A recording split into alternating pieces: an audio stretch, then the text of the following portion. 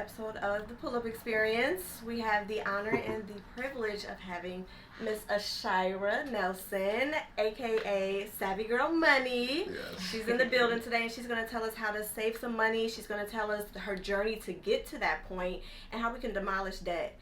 And of course, we have our regular schmegular, David Gates, aka Not Your Average Asian. Let's get into it. Welcome. Welcome. Glad to be here.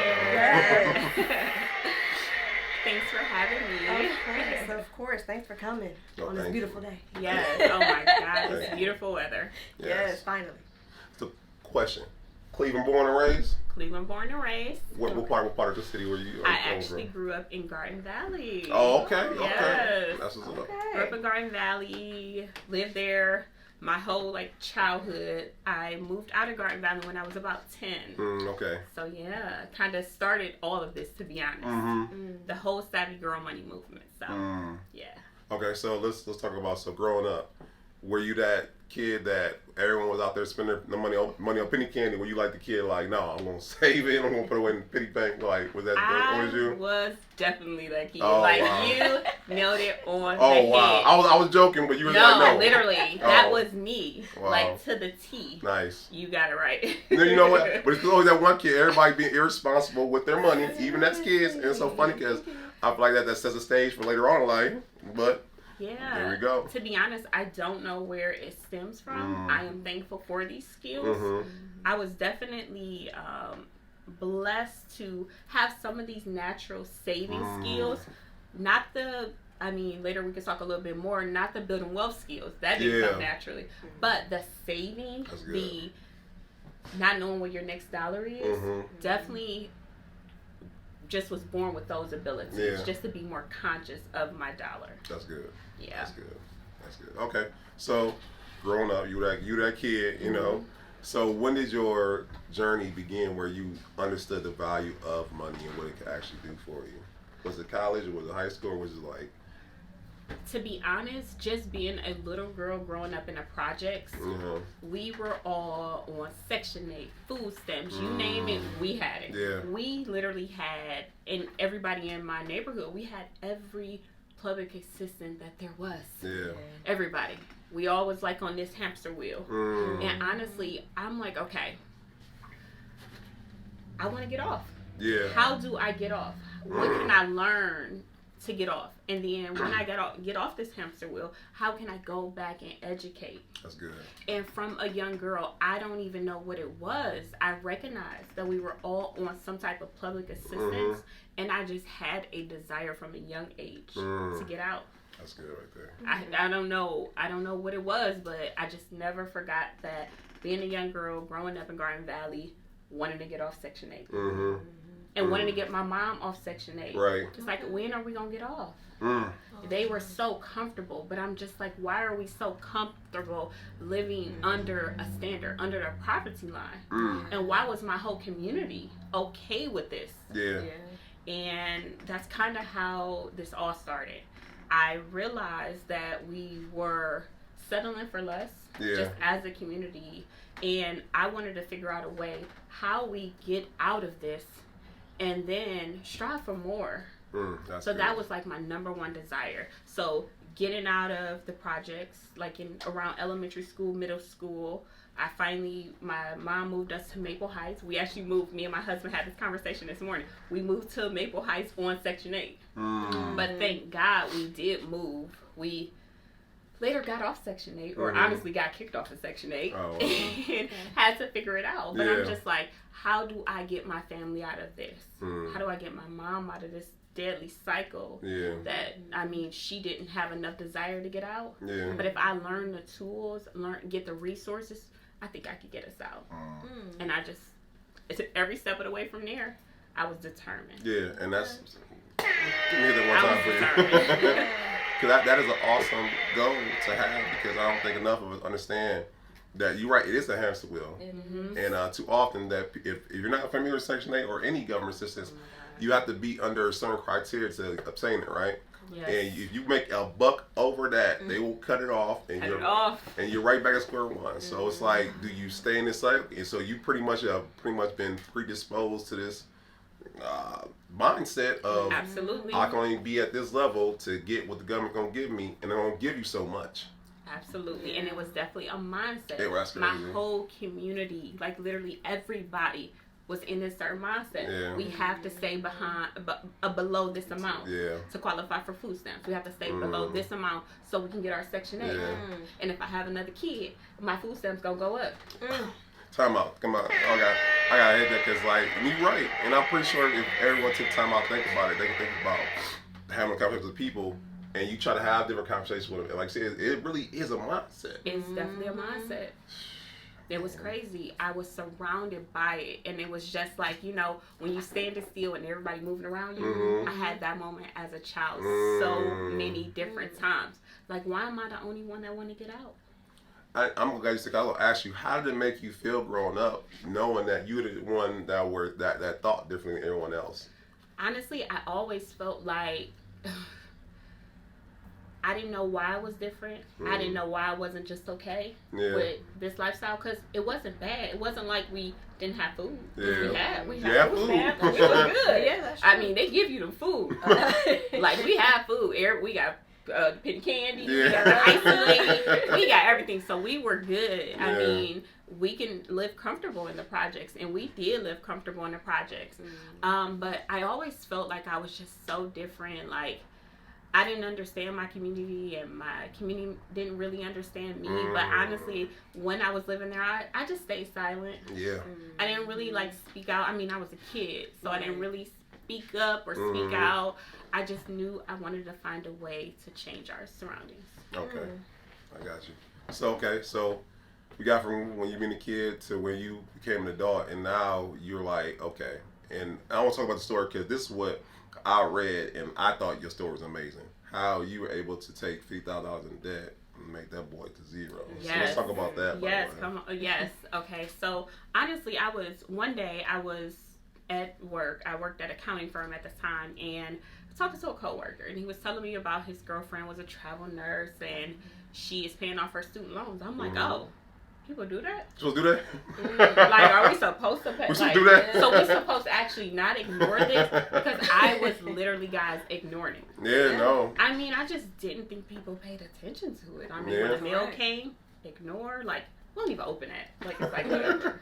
So when I heard someone actually paying it off, I'm just like, honestly, I was shocked. Yeah. And then I told myself, just listening to the conversation, going through the conversation at lunch, like, why can't I do that? I didn't have a lot. I mean, I made average salary for an accountant, but I'm like, but why can't I? Yeah.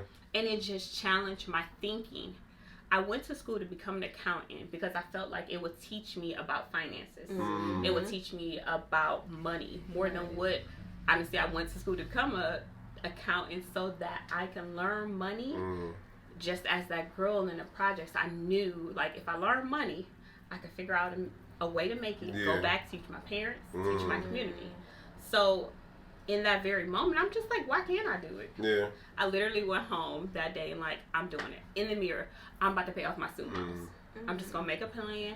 Originally, my student loans was only about, not only, but like $25,000. People have way more than that. Oh, yeah. To be honest, because I was low income, I qualified for all the grants. Pell grants, every type of grant that there was. We low income. It was 6 kids growing up in my home with 2 parents. So it was a lot of us. We were if you wanted to go to college, the funding was there. So I took advantage of it. So I took out student loans really to, eat. To pay for my housing, things like that. But I never took out, I think the most I took out a little over $5,000 per year just to pay my rent. And just provide groceries, little things like that. But I never went excessive. But when I took out the $25,000, well, actually I took out $20,000. And it grew to a little over, because the interest, because I told you guys I was ignoring it.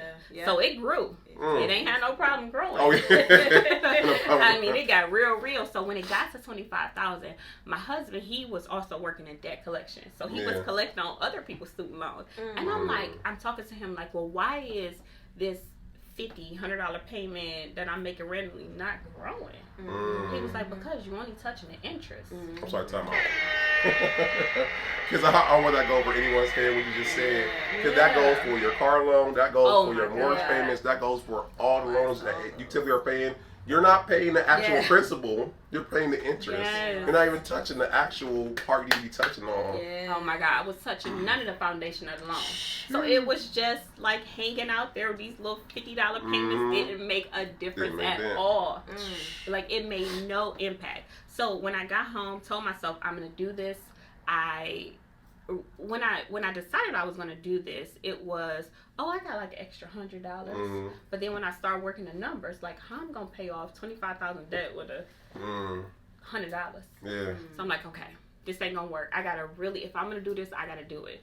So I figured out how to budget because I had never made a budget before then. And my budget actually told me if I eliminated things that I didn't need, that I could actually put an extra $1,000 towards this. Wow, that's a lot. So if I eliminated, I was getting like, the girl the subscription boxes. Yep. Girl, I had every curly hair box. I had the makeup box, a lip gloss. I had like gym membership. Stuff I did not need. Yeah. So when I eliminated all of that, all like so much unnecessary spending, I truly had a additional $1,000 that I could throw towards my student loan debt. Okay, that's impressive. So, make sure I hit that one time. I hope y'all taking notes because like that's a big one right there. Yeah. Because how many subscriptions you have, how many gym memberships you have, how many, box of the month type of ordeals, Yeah. you know what I'm saying? How many like shopping trips can I erase that I didn't need? No, that's good. So I really sat down, looked at my spending, and realized what I can eliminate that I didn't need. This is just stuff I was just going through the motion of doing. Right.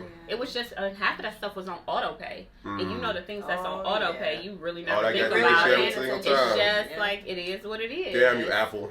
Right, exactly. Oh my God, don't even get me started with how many little Apple transactions. Man. So, yeah, so. Yeah, so I mean, and I think that a lot of people don't understand because when I talk to people when they try to buy a home, I try to sell them, you try to save a down payment. Look at what you're spending. Oh my God. You'll be surprised how much money you can save when you do just that. But that's a great principle right there. So let me ask you this, kids. Like, you got so many, and not saying so many, but you got so many. You got Dave Rams. You got the, oh my goodness, I forgot the guy's name.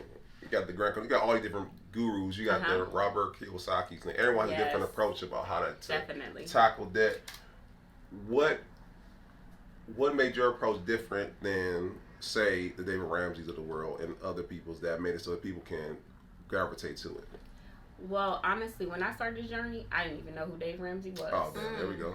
I didn't have a clue. I didn't know him. I That's learned from him on the journey. I knew about Robert Kiyosaki. Yeah. It was actually the first finance book I ever read in college. Freshman year of college. Yeah, that's the first book I read just because I wanted to, from cover to cover. Listen, it's a Rich great Dad, read. Poor Dad was the first Timeless. book. Man.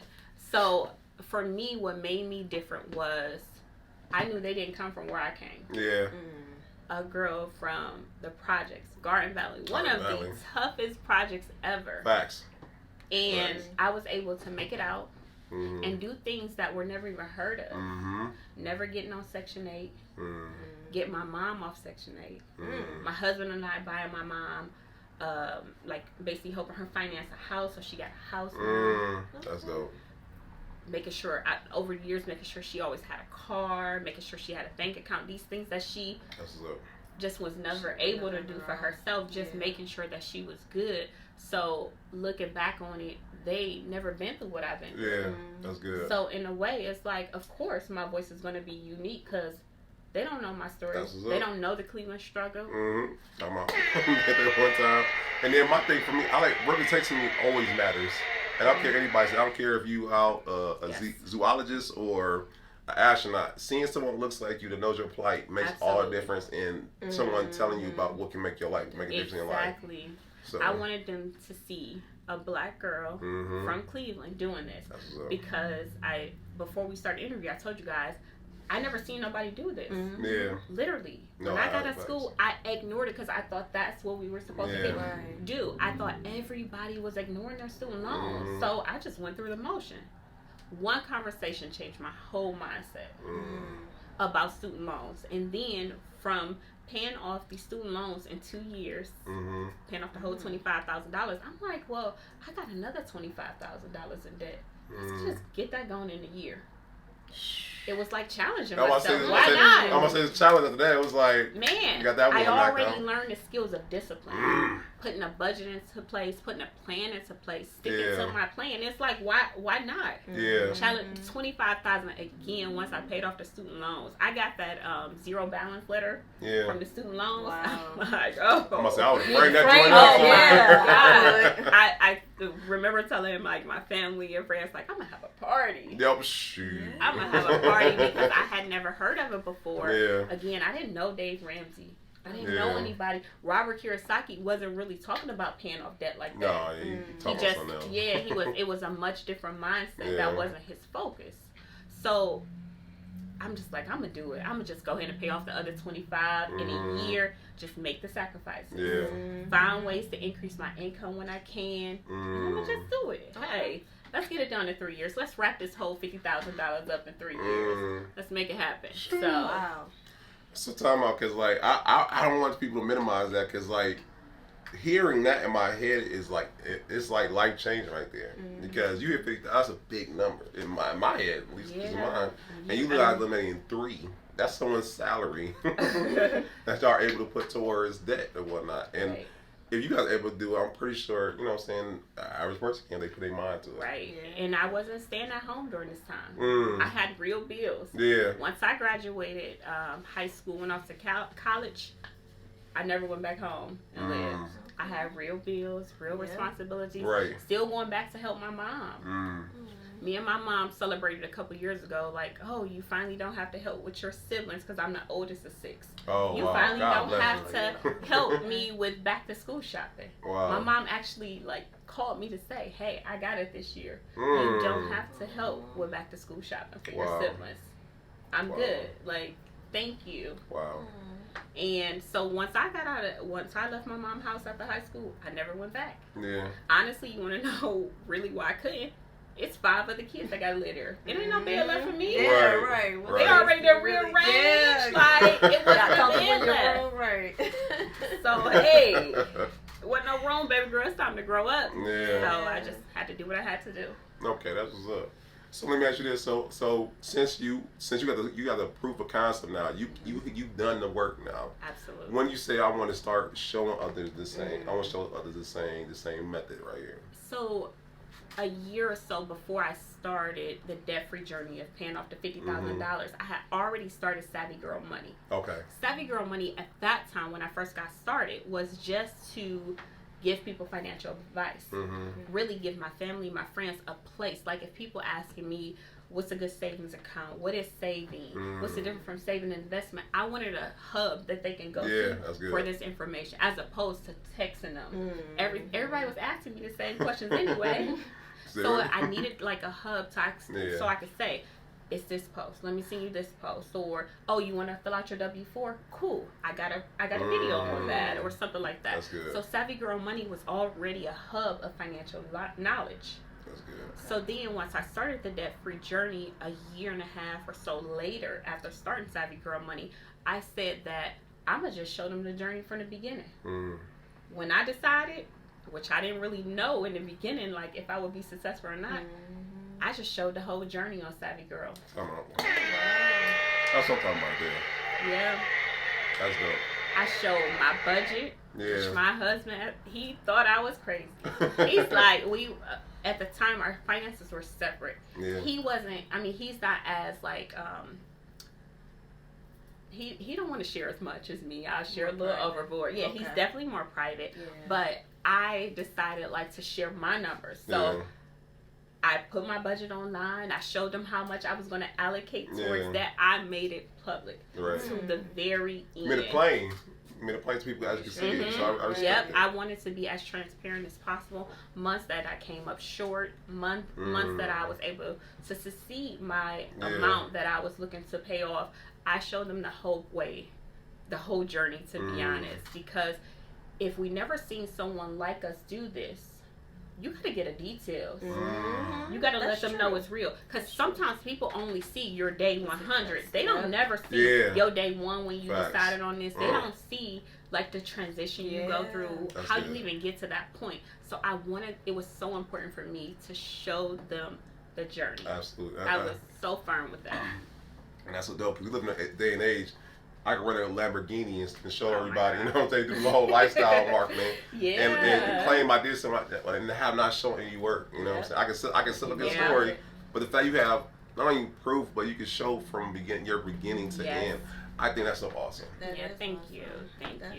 And it wasn't easy because people online could be very judgmental. Oh yeah. They so I'll post how much I was paying for rent, but it was only my half. I literally had to say every time. They're like, oh, if I only had that in rent, I could do it too. Just like I'm showing you my half of it. Right. That's not the whole picture, but like it was just always something. But I'm like, okay, I'm gonna keep going. Keep going. The message will hit someone else. Yeah. So And I love how even with you create your own tribe, your own community. And I think that's the thing I tell everybody. If you whatever it is that you're doing, you're gonna create your own tribe. Yes. You're gonna find out people who they gonna gravitate to. Like you said, not gonna gravitate to everyone. Everyone's not gonna agree. They're gonna have that naysay mentality or naysay something against. But you got those who actually appreciate it and love what you're doing and can actually learn from it. So absolutely. And those people, my tribe, honestly, they kept me motivated.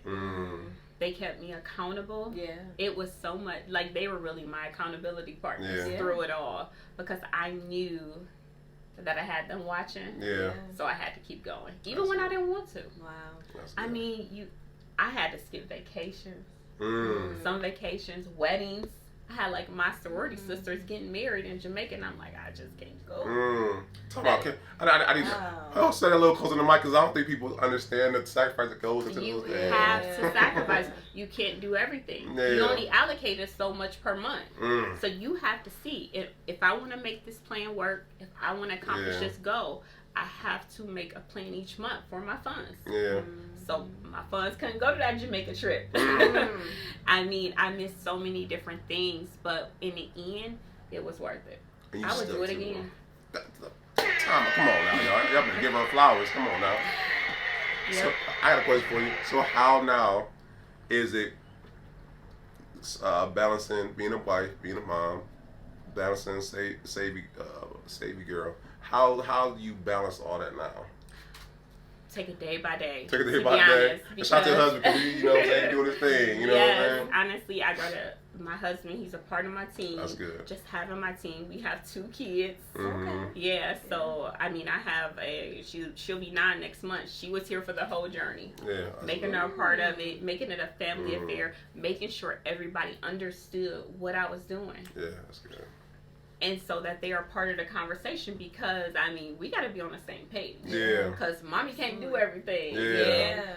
I mean, maybe daddy got to fund this ice cream date because mommy can't do it this month. Like, it just took a lot of communication. Yeah, that's good. And just letting them in, letting them know my why. My why was very important so that my husband knew, like, why I was making these sacrifices. Yeah. Why I didn't want to spend more than like $10,000 on our wedding, or I really needed him to understand and buy into what I was doing, and he respected it. Yeah, shout out to y'all, man. No, that's dope stuff right there. Cause you know what I'm saying. I'm not being sexist like that, but I know a lot of women like to put a lot of emphasis on the wedding and whatnot, and they're willing to max out. I think they said the average wedding is like $29,000 nowadays. Oh, it's $29 now. Okay, used to be $25. Okay. Listen. That's what I'm saying, right? Inflation fully factored it in. When I tell you that we went in with a plan. We said we were only spending cash. What we didn't have in cash, we were not spending. We didn't have no family lean on. Yeah. We had to pay for it 100% ourselves. And we said we're not putting on no credit cards. We're not paying for nothing after our honeymoon. Whatever we can afford, that's what we're doing. Man, y'all be balling. Y'all gonna do Oprah numbers with that mentality right there. Cause I mean, y'all understand. Cause I listen. I'm divorced now, but I know now going forward, like it's not in the wedding, it's in those principles right there in the marriage. That's gonna make it just that much worse. I would pay for the marriage counseling $10,000 before I pay for the wedding day. That marriage counseling, I had never had therapy before that. I had never had counseling like that. I would pay $10,000 for that again, but to help me get through the difficult times, to help us make mindset shifts, and talk about the difficult things way before I pay for that one day of fun. That one day, so everybody else, everybody else enjoy it. Yeah. But if you ask me, this sound like y'all have, once again, y'all have talked, communicated. You said your reason why. And on top of that, y'all have come together in agreement on those things. Yes. And that's how y'all able to go further together. So 100%, shout out to y'all, man. 100%. Shout out to y'all, man. So I hope you're taking notes. She giving out marriage key tips and financial tips, you know? Yes. So no, that's dope. Okay, so I got a question for you. So where's the future for your business and for everything you got going associated with you? So my main focus for my business now is to host events in the city. Okay. So Sunday, June 11th, I'm going to host my second event. It's called Finance and Fitness, where it's a 2-hour event, but I do an hour and a half I focus on a different financial literacy topics. This year is about better managing your finances. Last year, I was helping them to get started with investing. Okay. But I figured I need to go back to the basics, because you can't invest, you can't do this, you can't do that if you don't know how to manage it all. Why I was successful is because I made a plan. Yeah. I need to teach them what that plan looks like, what the mindset going to it, what is the steps. So that's what I'm going to teach them, how to make a plan for your finances and how to manage it throughout the month to accomplish your goal. So Finance and Fitness is going down. It's at this place called Creative Space. I love, oh my God, Asia is so awesome. I did her grand opening weekend. I spoke there, and just connecting with her, making connection in the city is so important. So I'm excited about just hosting events for Savvy Girl Money and just putting out more content that can reach people, have an impact on their life, and I really hope to get more into like ebooks and possibly one day write my own book. To be honest, I was gonna ask that. I was gonna say I really should. To be honest, I need to just sit down and do it. Yeah, I know I do. All right, y'all heard it first. She's gonna get that book started. Hey, that's good. Can we see Savvy Money Girl podcast coming soon? Oh, you're right. I have thought about it. I heard it first. Got exclusive right there. The book, the podcast. The podcast, you know what I'm saying? Just balancing all in with the family. I got a full-time job. Nah, I understand. So, but I'm going to make it happen. That's what's up. So I got a question for you. I know I got plenty of questions and whatnot. I'll keep asking question after question. But I do want to ask this, and I'd be remiss if I didn't ask this. In 2023, we know what they don't say recession, they use other words now, but you can kind of feel the squeeze of recession. Absolutely. What do you feel like some financial tips you can give the millennials, Generation Z right now to help with the climate that we're in right now? Yes, they don't want to call it a recession. They didn't even resort to like changing the definition of a recession, which is so just crazy. I work full time for a financial firm, investment firm, so I'm even watching them change the definition. I'm like, okay, y'all said the definition was this, now it's this. But whatever, I'm mind my business. But if I had to get tips today, it's really creating a plan each month for your money. Yeah. That's how I was able to pay off the debt, build a 6-figure net worth now. It's really having a plan and sticking to your word. Like, if you make a plan or set goals, stick to it. Yeah.